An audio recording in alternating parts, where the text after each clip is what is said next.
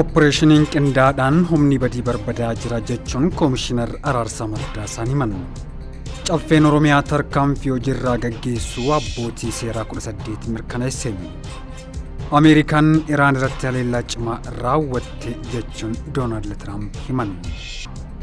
Kunneen hangafoota oduuti ashamaa harkafanii kabajamtoota daawwattoota keenya waliif televezyiinii irraa oduu isaati kanaaf qabannee isinitti himnaa oduu wajjin kan isin faana turan Girmaa Guddisaa. Opereeshiniin qindaadhaan humni badii barbadaa jira jechuun Koomishinar Araarsaa Mardaasaa himan. Hoogganaan biiroo bulchiinsaa fi nageenya Oromiyaa Koomishinar Araarsaa Mardaasaa hojii opereeshinii qindaa hojjetamaa jiruun humni badii nageenya hawaasaa booressaa jiru barbadaa jiraachuu ibsanii jiru. Yaa'ii caffee Oromiyaa irratti gaaffii dhimma nageenya miseensota irraa ka'eef deebii kan kennan Koomishinarichi qabxilee gurguddoo armaan gadi eeranii jiru. Hojii qindoomina qaamolee nageenyaa hundaatiin raawwatameen nageenyi naannichaa kan dura caalaa fooyya'aa dhufeera jechuun himan. Mootummaan dandeettii qaamolee nageenya naannichaa cimsuuf xiyyeeffannoo addaa kenneeraas jedhanii jiru. Kana milkeessuufis keessoo humnoota nageenya qulqulleessuu ijaaruu fi gahoomsuu irratti fuulleeffatamee hojjetamaa jira. Qaamoleen hidhatanii bosona keessa socho'an waamicha mootummaa fi hawaasni taasisaa jiru fudhatanii karaa nagaa yoo filatan simachuuf mootummaan yoomiyyuu qophii ta'uu isaa mirkaneessanii jiru. Odiitiin gaggeeffamaa tureen manneen hojii 48 keessatti qarshii miiliyoona 195.21 hir'inaan osoo hin sassaabamin argamuun dhagahame. Hordoffii odiitii gaggeeffamaa tureen argannoowwan argaman irratti tarkaanfiin barbaachisaan fudhatameera jechuun obbo Tafarii Wandaafarraa himan. Galiin mootummaa akkaataa seeraa fi qajeelfama taa'een sassaabamuu mirkaneeffachuuf bara kana odiitiin gaggeeffamaa turu manni hojii odiitara muummicha Oromiyaa yaa'ii idilee 11ffaa waggaa shanaffaa bara hojii caffee jaaffaa gaggeeffamaa jiru irratti gabaasa raawwii hojii bara 2018 fi kallattiin karoora bara 2019 dhiyeesseen ibsee jira. Gabaasa kana kan dhiyeessan hoogganaan mana hojii obbo Tafarii Wandaafarraa yoo ta'u, odiitiin gaggeeffamaa tureen manneen hojii 48 keessatti qarshii miiliyoona 195.21 hir'inaan osoo hin sassaabamin argamu eeranii jiru. Kana malees bajanni qarshii miiliyoona 220 ol seera jijjiirraa baajata osoo hin eegin raawwatamuu odiitii gaggeeffamaa tureen argamu kaasuun hordoffii odiitiin raawwii gaggeeffamaa tureen argannoowwan mul'atan irratti tarkaanfiin barbaachisaan fudhatamaa turuu dubbatanii jiru. Manneen hojii 16 irratti hordoffii gaggeeffameen yaada fooyya'insa gabaasa odiitiin kennameen tarkaanfiiwwan garaagaraa kan fudhatame ta'us eeranii jiru. Bara kana manneen hojii 358 irratti hordoffii taasifameen birrii miiliyoona 900 fi miiliyoona 90 fi kumni 600 argannoowwan odiitii deebi'uu fi manneen hojii 431 keessatti immoo birrii biiliyoona 3.6 ragaan akka dhiyaatuuf murtiin darbuu himanii jiru. Walumaa galatti barana birriin biiliyoona 14 fi miiliyoona 600 argannoowwan odiitiin kan gahamee fi sirreeffamni kan fudhatame ta'uu hoogganaan mana hojii odiitara muummicha Oromiyaa obbo Tafarii Wandaafarraa himanii jiru. Bara 2019 keessattis manneen hojii mootummaa fi dhaabbilee misoomaa hojimaata badaaf saaxilamoo ta'an keessatti itti gaafatamummaan akka mirkanaa'uuf tajaajila odiitii gaggeessuun hannaa fi hojimaata badaa raawwatamuu danda'uu ittisuuf xiyyeeffannoon hojjechuuf karoorfamee jiraachuus ibsanii jiru. Kallattii karoora dhiyeessan keessatti hojii hubannoo cimsuun hordoffii hojiirra oolmaa argannoo odiitii naannichatti sochii baajata qabeenyaa fi dinagdee dachaan dabalaa waan jiruuf humnaa fi gahumsa ogeessota mana hojichaa cimsuu hordoffii fi to'annoo qabeenya cimsuu akkasumas uwwisa odiitii dabaluuf irratti xiyyeeffannoon kan hojjetamu ta'us himanii jiru. Caffeen Oromiyaa tarkaanfii hojiirra gaggeessuu abbootii seeraa 18 mirkaneesse. Caffeen Oromiyaa tarkaanfii hojiirra gaggeessuu abbootii seeraa 18 yaa'ii idilee 11ffaa waggaa shanaffaa bara hojii caffee jaaffaa gaggeessaa jiru mirkaneessee jira. Naamusni abbootii seeraa dhimmoota ijoo manni murtii waliigala Oromiyaa xiyyeeffannoo addaatti kennee hojjechaa jirudha. Manni murtichaa namoota rakkoo naamusaa qaban irratti tarkaanfiiwwan seeraa garaagaraa fudhachaa jira. Haaluma kanaan bara kanas namoota duudhaa fi naamusa hojii abbaa seerummaa cabsuun badii raawwachuu isaanii mirkanaa'ee 318 irratti tarkaanfiiwwan gosa adda addaa akeekkachiisa adabbii miindaa sadarkaarraa gadi buusuu fi hojiirraa gaggeessuu fudhatamuu pirezidaantiin mana murtii waliigala Oromiyaa gabaasa raawwii hojii mana murtichaa miseensota caffeef dhiyeessaniin ibsanii jiru. Dabalataanis abbootiin seeraa badii naamusa cimaa raawwatan 9 fi kanneen sababa gahaa malee iddoo hojii isaaniitti argamuu dhaban 9 waliigalatti abbootii seeraa 18 tarkaanfii hojiirraa gaggeeffamu miseensota caffeetiif kan dhiyaate yoo ta'u caffeen Oromiyaas tarkaanficha mirkaneessee jira. Oduudhuma wal fakkaatuun tajaajila abbaa seerummaa dijitaalessuuf hojiin eegalamee bu'aa gaarii argamsiisaa jira jechuun obbo Gaazalee Abbaasimal himanii jiru.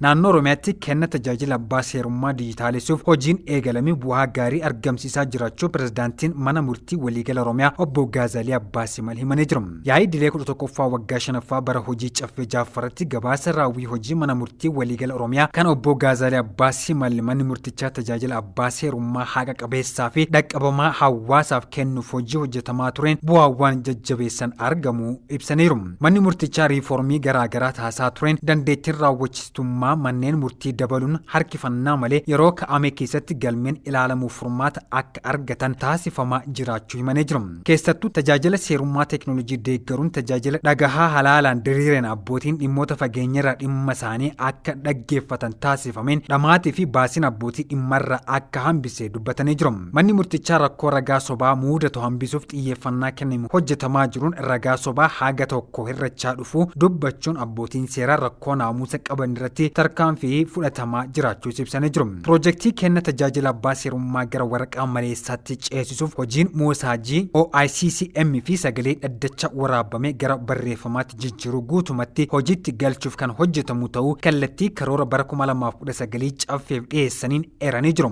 Kallattii karoora bara 2019 dantaa mootummaa fi uummataa waliin wal qabatan adda baasuun manneen murtii sadarkaan jiran hundi xiyyeeffannoon kan hordofamu ta'uus dubbatanii jiru. Naannoo Somaalitti balaa konkolaataan lubbuun namoota 13 darbe. Itoophiyaan naannoo Somaalee aanaa qabrii biyyaa bakka ganda guyyoo jedhamutti balaa konkolaataan lubbuun namoota 13 yoo darbu lubbuun namoota 3 ammoo wayita awwaalcharratti darbee jira. Namoota 13 balaa konkolaataan kanaan du'an keessaa namoonni 12 maatii tokko akka ta'an himamee jira. Balaan kun kan mudate konkolaataan fe'umsaa Ayisuuzuu fi konkolaataan miila 3 Foors waliin walitti bu'uun akka ta'e jiraattonni ijaan argan kan himan. Namoonni du'an keessaa harki caalaan isaanii dargaggoota sirna cidhaarraa deebi'anidha. Balaa kanaan alattis namoonni hedduun miidhaan cimaa fi salphaan kan irra gahe yoo ta'u lakkoofsi namoota miidhaman baay'ee ta'uu himamee jira. Balaa konkolaataa kanaan cinaatti yeroo sirna awwaalcha namoota du'anii raawwatamaa jirutti lafti sigigaachuun lubbuun namoota 3 yoo darbu dabalataan namoonni 10 ammoo miidhaa qaamaaf saaxilamanii jiru. Pirezidaantiin naannoo Somaalee Mustafee Mohaammed balaa gaddisiisaa kanaaf gadda qaban ibsuun maatii miidhamtootaa fi hawaasa Somaalee guutuuf jajjabina hawwanii jiru.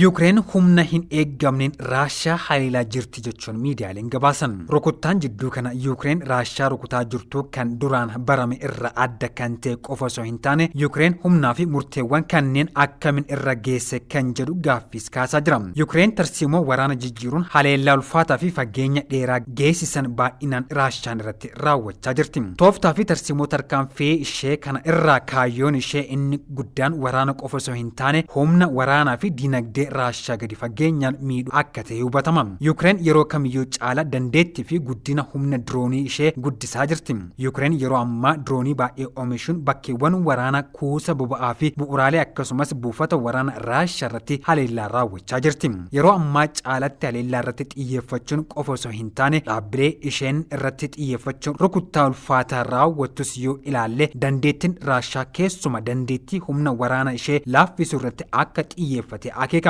Jalqaba garuu Raashaan fuula ishee ittisa gara keessaa akka deebiftuuf qoqqoodee facaafattu gochuun humna waraana gara fuulduraa dadhabsiisudha. Gama biraatiin dhimmi murteessaan tokko jira. Innis akkuma Ameerikaan Teeraanitti gochuuf yaalaa jirtu minjaala marii gadi dhaabuu fi dhiibbaa uumuudha. Yuukireen Raashaan yeroo waraana dheereffachuuf bu'aa akka hin arganne mul'isuu fi marii keessatti mootummaan Mooskoo dhiibbaa jala galchuuf yaalaa jiraachuu isheeti. Inni gama biraatiin Yuukireeniif dhimma jiraachuuti. Kunis deeggarsa mootummaa lixa itti fufsiisuu fi carraaquudha.